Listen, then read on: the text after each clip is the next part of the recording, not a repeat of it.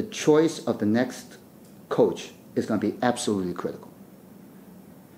You said who makes the decision, who was involved. Is the decision of the athletic director. But, you know, you do talk, you do consult with the president. You touch base. I mean, I don't believe any athletic director is going to fire a head coach in football without at least talking in advance to the president. Right? But the initial idea of when to do it, how to do it, you know, that's up to them. So I think the hiring of the next coach is going to be the same. So the question becomes, what kind of coach do we want?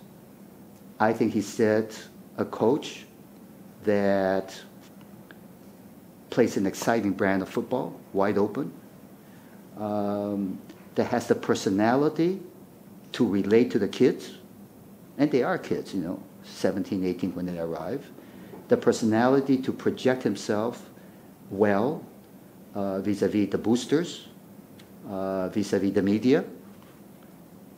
You have to have an outsized personality here. It's not just knowing the X's and O's. That's why you have the Jim Harbaughs, the Urban Meyerses. Now, but my sense is when people see that we're in the Big Ten, we're in the big league now. It's about football.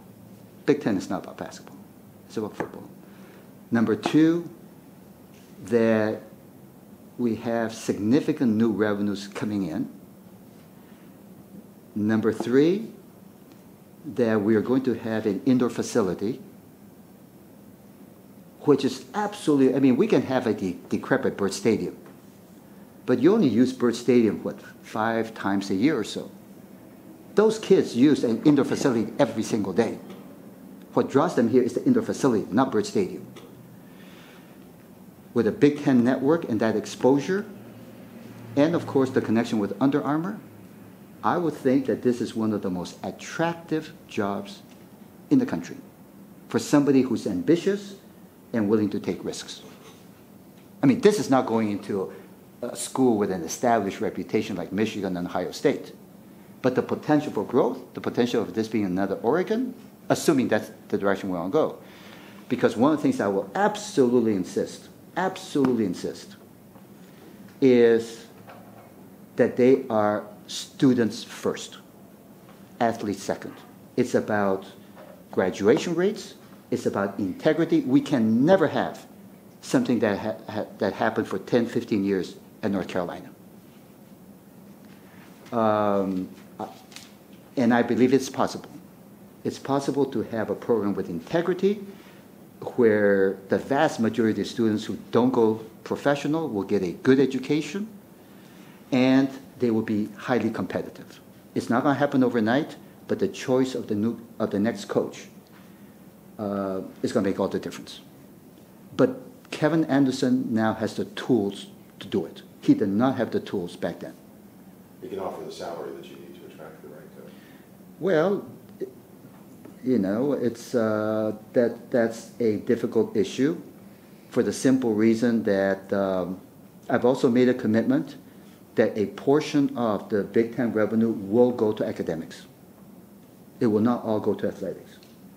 And as you know, with the increased cost of attendance, which is a dramatic increase, with the appeal of the O'Bannon decision as to whether students should get paid for or put into a trust fund up to $5,000 a year for 4 years, that's $20,000 per student. The judge made it only applicable to men's basketball and football, but I think that would be a violation. It would not be equitable. I mean, there's gender equity issues. If we do it for everybody. But of course, those are issues to be discussed. So there are a lot of other pressures on that pot of money. And if those pressures result in the across the board slowing of the arms race of coaches' salaries, I think that's a good thing. But of course, I have no control over that. That's a market-driven process.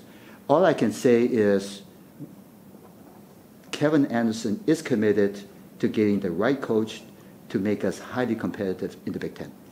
Competitive academically and in the classroom. And if he comes to you and says, well, boss, we got to pay $4 million a year for the next guy and guarantee it for however many years, you'll be open to that idea? Well, we will have to pay a competitive rate. I don't know what competitive is. I mean, Harbaugh and Urban make $7 million a year. And Chip Kelly, who is not doing all that well with the Philadelphia Eagles, made far, far less than that at Oregon. And it also depends whether you're bringing in somebody who is already a head coach or an absolutely outstanding offensive coordinator or defensive coordinator who works in a big program and is ready. But it's ready. But then on the other hand, I was going to say he or she, there's no she's, it's untested.